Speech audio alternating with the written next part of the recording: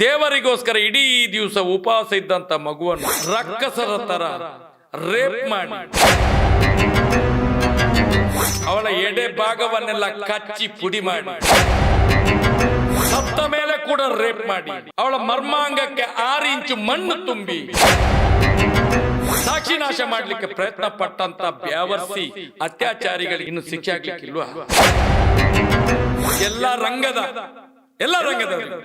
ಏನೋ ಕಾರ್ಯಾಂಗ ಅಂತೆ, ಶಾಸಕಾಂಗ ಅಂತೆ, ನ್ಯಾಯಾಂಗ ಅಂತೆ, ಪತ್ರಿಕಾ ರಂಗ ಅಂತೆ, ನಿಮ್ ಎಲ್ಲ ಅಂಗವಿಕಲರಾಗಿದ್ದೀರಿ ನೀವು. ಇವತ್ತು ಒಂದು ಮಹೇಶ್ ಶೆಟ್ಟಿ ತಿಮರೋಡಿ ಅಲ್ಲ, ಇವತ್ತು ಸಾವಿರ ಲಕ್ಷ ಕೋಟಿ ಮಹೇಶ್ ಶೆಟ್ಟಿ ಅವರು ರಸ್ತೆಗೆ ಇಳಿದಿದ್ದಾರೆ. ಇವತ್ತು ಕೋಟ್ಯಾಂತರ ಜನರು ಪ್ರಶ್ನೆ ಎತ್ತಿದ್ದಾರೆ, ನಾವೆಲ್ಲ ಈ ದೇಶದ ಪ್ರಜೆಗಳಲ್ಲ, ನಾವಿನ್ನೇನಾಗಬೇಕು? ಈ ರಾಜ್ಯ ಸರ್ಕಾರ ಇವತ್ತು ಈ ಎಲ್ಲ ನಕ್ಸಲೇಟ್ಗಳನ್ನು ಕರೆಸಿ ಅವರನ್ನೊಂದು ಮುಖ್ಯವಾಗಿ ತರ್ತಾ ಇದ್ದೀರಿ. ಅಲ್ಲಿ ಜಾಗ ಖಾಲಿ ಇದೆ ಈಗ ಕಾಡಲ್ಲಿ. ಏನು ಸೌಜನ್ಯ ಪರ ಹೋರಾಟಗಾರರನ್ನು ಕಾಡಿಗೆ ಕಳಿಸ್ತೀರ ನೀವು? ನಾವು ಆ ಯೋಚನೆಯನ್ನು ಮಾಡಬೇಕಾ?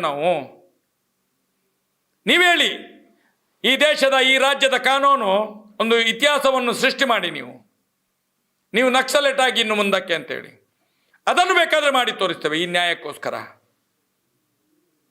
ಇಂಡೈರೆಕ್ಟ್ ಆಗಿ ಇದನ್ನು ಮಾಡ್ತಿದ್ದೀರ ನೀವು. ಅವರನ್ನೆಲ್ಲ ಕಾಡಿಂದ ಕರೆಸಿ ನಮ್ಮನ್ನು ಕಾಡಿಗೆ ಕಳಿಸುವಂತ ವ್ಯವಸ್ಥೆ ಇದಾ ನಿಮ್ದು ಆಡಳಿತ? ಇದಾ ಫಂಡಮೆಂಟಲ್ ರೈಟ್? ಇದು ಸ್ವತಂತ್ರ ಭಾರತ? ಇದು ನಿಮ್ಮ ಮನೆಯ ಮಕ್ಕಳನ್ನು ಇದೇ ರೀತಿ ರೇಪ್ ಮಾಡಿ ಕೊಂದ್ರೆ ಈ ದೇಶದ ಒಂದು ಮಗುವಿಗೆ ಎಷ್ಟು ಬೆಲೆ ಇದೆ? ಎಲ್ಲೆಲ್ಲಿ ನಾವು ಬೇರೆ ಬೇರೆ ರಾಜ್ಯಗಳಲ್ಲಿ ಒಂದು ಸಣ್ಣ ಮಗು ಬೋರ್ವೆಲ್ ಒಳಗಡೆ ಬಿದ್ದರೆ 100 ಕೋಟಿ ಖರ್ಚು ಮಾಡಿ ಆ ಮಗುವನ್ನಿತ್ರ, ಅದಕ್ಕೆ ಒಂದು ಜೀವಕ್ಕೆ ಅಷ್ಟು ಬೆಲೆ ಇದೆ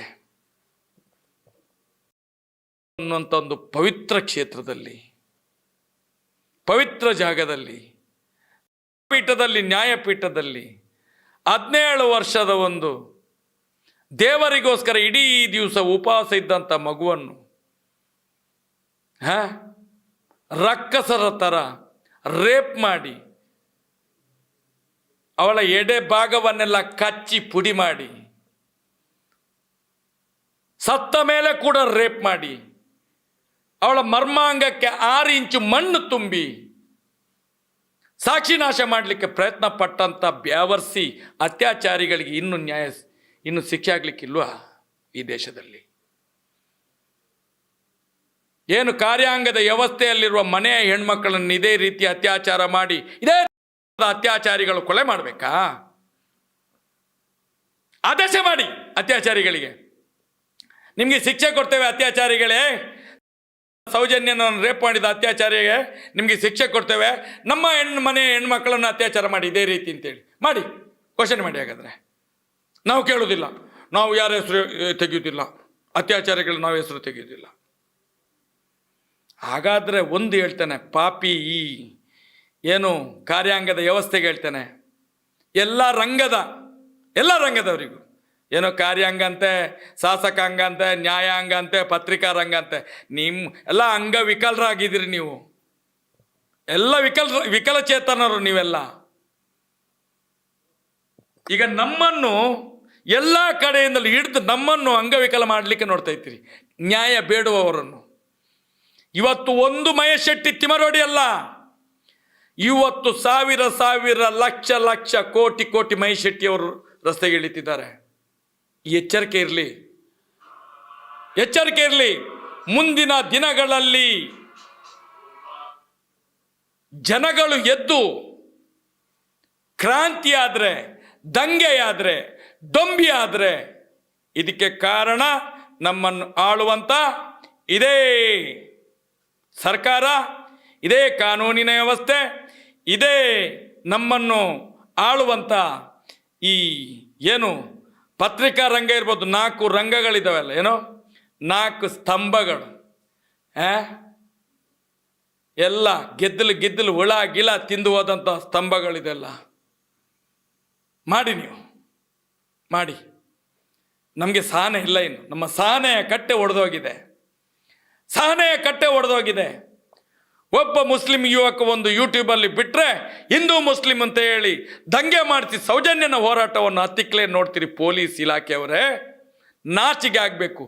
ಮಾನ ಕೆಟ್ಟಂತ ನಿಮಗೆ ಧಿಕ್ಕಾರವಿರಲಿ. ನಮ್ಮದು ಸಣ್ಣ ಒಂದು ಗುಬ್ಬಿ ಥರ ಇರುವಂಥ ಒಂದು ಯೂಟ್ಯೂಬರ್ಸ್ಗಳು, ವೆಬ್ಸೈಟ್ ನ್ಯೂಸ್ಗಳು, ಇವತ್ತು ಫೇಸ್ಬುಕ್ ವಾಟ್ಸಪ್ಗಳಿರ್ಬೋದು, ಮಾತಾಡಿದರೆ